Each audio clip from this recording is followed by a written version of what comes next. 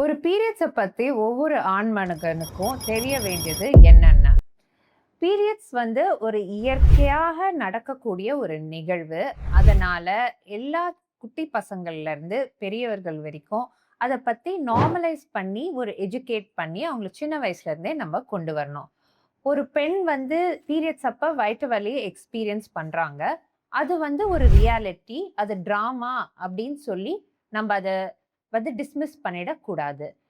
நெறைய பெண்களுக்கு நெறைய mood swings and hormonal changes ஆகும் டியூரிங் திஸ் பீரியட். ஸோ அவங்கள திட்டவோ, அவங்களிடத்து கடினமா பேசுறதோ நம்ப அவாய்ட் பண்ணணும்.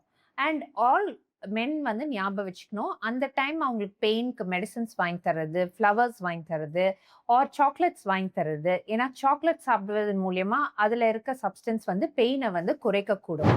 இதெல்லாம் நீங்க பண்றதுனால உங்களுக்கு உள்ள இருக்கிற பாண்டிங் வந்து பெட்டரா ஆகும். ஸோ எல்லா தாய்மார்களுக்கும் சின்ன வயசுல இருந்தே அவங்களுடைய பசங்களுக்கு இது விமன் எக்ஸ்பீரியன்ஸ் பண்ற இந்த விஷயத்தை பத்தி எஜுகேட் பண்ணி அவங்கள ஹெல்த்தியா வளர்க்கறதுன்றது ரொம்ப அவசியம்.